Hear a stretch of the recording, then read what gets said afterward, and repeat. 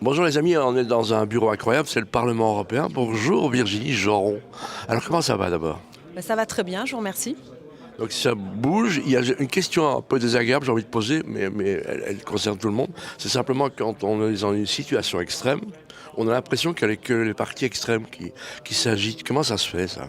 Ça veut dire quoi, Ça veut dire extrême, d'abord? qu'il y a les extrêmes, Extrêmement gentil, ouais, des extrêmement gentils, bien, extrêmement actifs. On voit que extrêmement actif. les centristes ne sont pas là, quoi. C'est ça que je veux dire. Bah, parce qu'ils ne savent pas se positionner, hein. Nous, on est des gens de cœur, d'action. Quand on a quelque chose qu'on trouve injuste, eh bien, on va à fond. Donc peut-être c'est pour ça que vous retrouvez ici des personnalités de différents quand même partis, hein, parce que ça va jusqu'aux Verts, puisque la dernière fois j'ai fait une conférence avec un représentant des Verts. Donc en fait c'est aussi une question de personnalité. Le mot extrémiste, ça veut dire quoi en fait? C'est une question. Mais c'est une bonne question, ça veut dire. Bah oui, c'est ça. C'est un thème qu'on nous a mis dans la tête pour un peu nous dénigrer. Moi, quand je suis entrée dans ce parti, je me suis jamais sentie extrême d'un point de vue ou d'un autre. C'est que j'aime la liberté. Je déteste l'injustice. Et quand je suis entrée dans ce parti, j'y suis rentrée parce que la liberté, c'est aussi la liberté d'opinion. J'ai quand même le droit de penser ce que j'ai envie de penser. Contrairement à ce que les médias, vous traitent d'extrémistes, de racistes, xénophobes. Non, on traite de complotiste. Complotiste, voilà. Alors maintenant vous traitez de complotisme. Moi, on m'a traité pendant des années de raciste, xénophobe. Alors que moi, j'ai des origines vietnamiennes. Je suis pas rentrée dans ce parti parce que je voulais faire la chasse à qui que ce soit. Mais c'est moi, par contre, c'est la liberté. J'ai envie qu'on me laisse vivre ce que j'ai envie de penser. Je fais ma propre opinion. C'est pour ça que je suis beaucoup les médias alternatifs, parce que c'est ça aujourd'hui le problème. C'est qu'on est dans un espèce de boîte de prêt-à-penser. Quand tu penses autrement, il faut la battre. C'est pour ça que vous aussi, médias alternatifs, vous n'êtes pas dans le moule de tous les autres médias. Et ben on vous casse et on n'aime pas ce que vous faites. Et bien moi c'est un peu pareil. Moi je suis entrée dans ce parti parce que c'était un parti qui était ostracisé, on n'arrêtait pas de les attaquer pour des raisons où aussi on a bien vu des informations sur certains propos. Moi depuis que je suis dans ce parti, il n'y a jamais vu quelqu'un d'insultant ou avec des propos qui moi m'auraient dérangé. Donc voilà, il y a effectivement une volonté de dénigrer, une volonté d'écarter des gens de la société, et on l'a vu avec ce Covid. C'est pour ça que les soutiens que j'ai, ça dépasse mon étiquette politique. Un de tes collègues néerlandais a dit une phrase importante, c'est on est comme dans un crash d'avion, on ne tient pas compte des erreurs qui ont été faites. Or ici, on a l'impression qu'il n'y a pas eu de crash, qu'on n'a pas retrouvé la carlingue, et dans un carlingue dans l'avion qui a fait un crash, qu'est-ce qu'on trouve? La boîte noire, dans laquelle il y a tout en fait. C'est ça qui manque. Ils n'ont pas mis de boîte noire, puisque tous les éléments qu'on leur démontre, c'est-à-dire que la volonté encore d'accéder au contrat, donc qui est toujours grisée, les SMS. Aujourd'hui, il y a des rapports de l'ANSM, donc c'est l'Agence nationale de la sécurité du médicament. Donc ça, c'est pour la France, mais aussi au niveau européen, vous avez l'agence EMA qui, tous les mois, répertorie les effets secondaires. Enfin, il y a quand même 25% d'effets graves qui sont répertoriés. Je crois qu'on a plus d'1 million d'effets secondaires. Donc à un moment donné, c'est dans la boîte noire, mais en fait, ils ne veulent pas ouvrir cette boîte pour voir qu'il y a un problème ou pas. Donc il y a une volonté effectivement de ne pas prendre en compte ces réalités autour du manque de transparence d'origine. Un gaspillage qui est énorme, il n'y a toujours pas de réponse, même la Cour de compte le signale.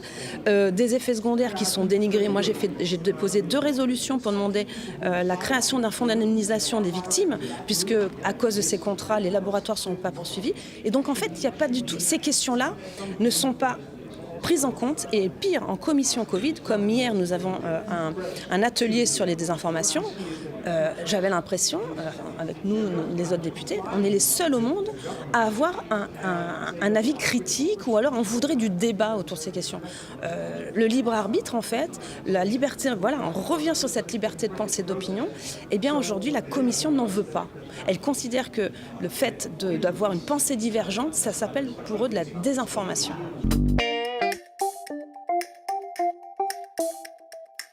Et alors on fait du off en matière de journalistique. Est-ce qu'il existe du off en matière politique? Est-ce qu'il y a des gens qui viennent nous dire « je vous soutiens mais je ne peux pas parce que mon parti me l'interdit » ? Non, aujourd'hui, les étiquettes politiques, comme je vous l'ai dit, ça dépasse certaines étiquettes politiques. Et comme vous l'avez vu, il faut être courageux, entre guillemets, pour porter ce combat, parce qu'on vous traite de complotiste. Moi, j'ai aucun problème avec ça, puisque avant, on me traitait d'autres choses, d'autres noms d'oiseaux. Donc, il n'y a pas de problème. Et par contre, c'est vrai que pour certains, du jour au lendemain, des gens qui étaient invités sur les plateaux, on les traite de complotistes. Je peux comprendre que ça les freine. Mais c'est d'ailleurs pour ça. Ça fait partie un petit peu de l'outil de désinformation, de dénigrement. Parce que ça, ce sont des outils de désinformation. Dénigrer l'adversaire pour pouvoir lui couper la chic, pour pouvoir l'exclure de la société et continuer à propager un autre discours. On l'a vu avec le professeur Péronne. Tous les jours, il était invité sur les plateaux, quand même un professeur de renom il n'avait plus besoin d'étaler tout son curriculum CV, tellement son parcours professionnel démontrait de son état professionnel et son expertise. Et on a bien vu que du jour au lendemain, le jour où il a commencé à critiquer ou à poser des questions ou à avoir un avis divergent, il a été traité de complotiste. Pourquoi ? Pour dénigrer sa parole.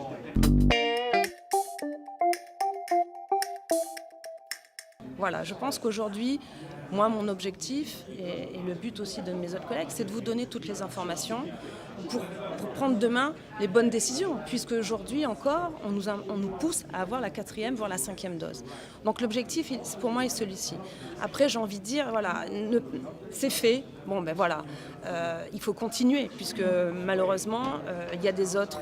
La vie continue, j'ai envie de dire, pas malheureusement, mais en tout cas, aujourd'hui, ils ont assez d'informations pour prendre la bonne décision. Je ne dis pas aujourd'hui aux gens, faites-vous ou faites pas. Je dis, regardez, on est là pour vous donner toutes les informations, il n'y a pas de désinformation. Et pour que demain, vous preniez vraiment en leur le âme libre et arbitre, conscience, en fait, hein, c'est ça. en leur âme et conscience, oui, je me fais vacciner, non, je ne me fais pas vacciner. Ce qui a manqué pendant ces 3 ans.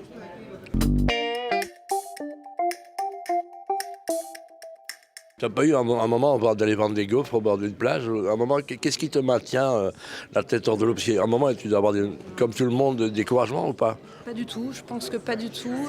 On est dans le juste depuis le début. Comme je vous le dis, moi je viens d'un parti où déjà on était mis de côté.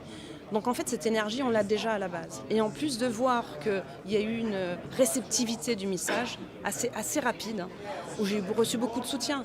Quand je vois que professeur Péronne, qui n'est pas du tout de notre parti, notre bord politique, est d'accord pour venir ici au Parlement, et j'en ai beaucoup d'autres qui sont venus me voir, Marie-Estelle Dupont, j'ai le collectif Où est mon cycle, des gens qui ne sont pas dans ce parti, mais qui ont compris que ça dépassait les étiquettes politiques. Donc moi, à aucun moment j'ai eu une baisse d'énergie, au contraire, je remercie tout le monde parce que ça a dépassé même la France. En Belgique, je vois que j'ai beaucoup de soutien. Et c'est ça en fait qui me maintient, c'est que le temps nous donne raison.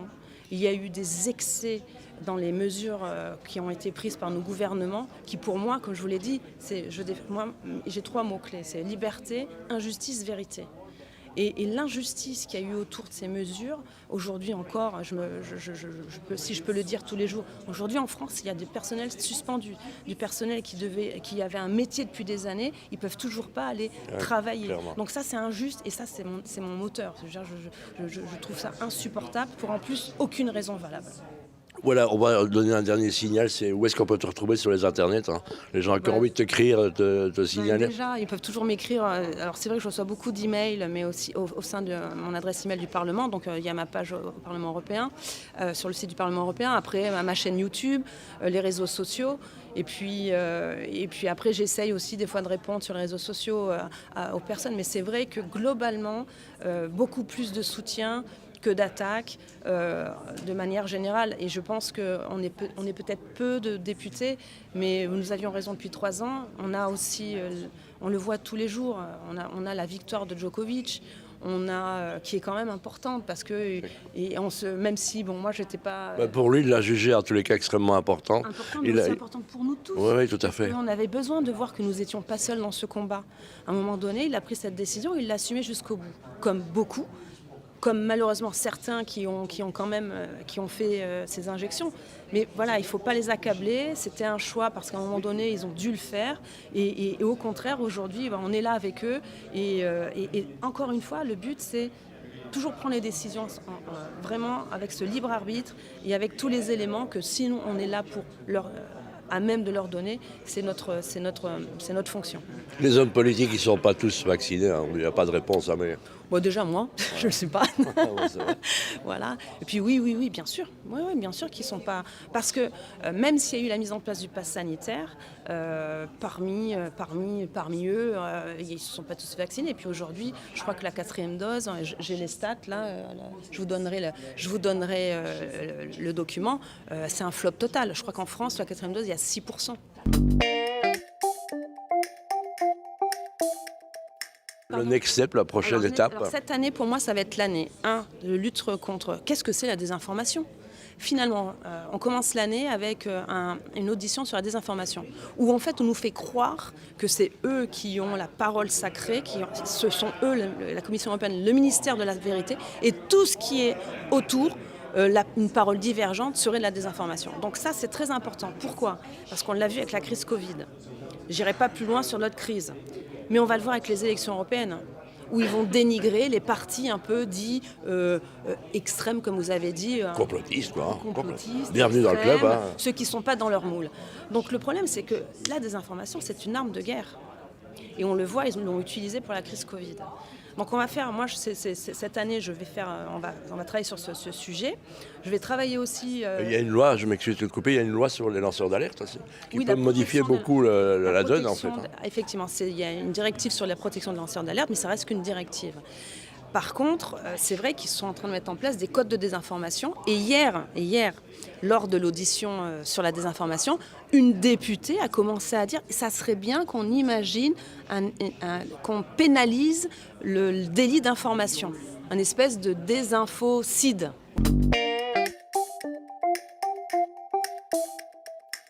Les personnes qui ont vécu un malheur avec ces effets secondaires, parce que malheureusement aujourd'hui c'est un peu la saison, c'est qu'ils se retournent vers des avocats qui, j'espère, et c'est aussi l'objectif, qu'on trouve des avocats qui soient bons, bien formés et qu'ils le fassent avec, on va dire, de manière citoyenne, à ne pas profiter de la situation.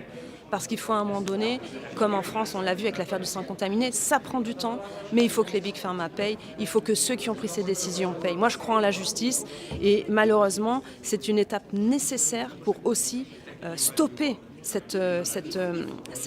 tsunami, parce qu'on n'a pas eu le temps d'en parler, mais parce qu'il y a la stratégie vaccinale que l'on connaît aujourd'hui, mais il y a une volonté demain d'intégrer ce système du mRNA, donc l'ARN messager. Il y a eu un colloque la semaine dernière, donc ils considèrent que ce système fonctionne, ils veulent donc le développer pour tous les autres vaccins.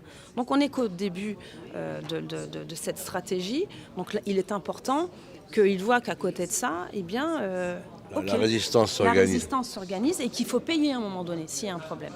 Très bien, on va terminer avec ça que feel good. C'est quoi le plus beau compliment qu'on t'ait fait depuis que tu mènes ce combat ?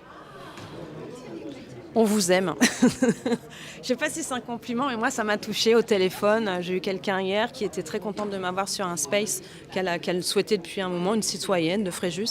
Elle m'a dit « on est content, on vous aime ». Ça m'a mis les larmes aux yeux parce qu'on ne se connaît pas, mais je sens beaucoup ça de la part des gens.